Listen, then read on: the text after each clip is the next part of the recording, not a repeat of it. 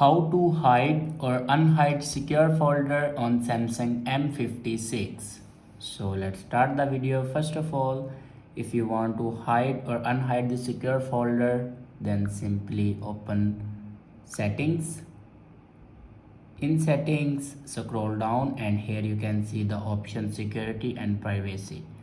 Now click on security and privacy, and then scroll down and click on more security settings. On top you can see the option secure folder. Now click on it. Here you can see the option add secure folder to app screen. If you want to hide your secure folder, then simply turn this button off and then click on hide. Now here you can see secure folder will be hide, and if you want to unhide it, then simply click on secure folder and now enter your pattern. Now turn this button on. So this is the way to hide or unhide secure folder in Samsung M56.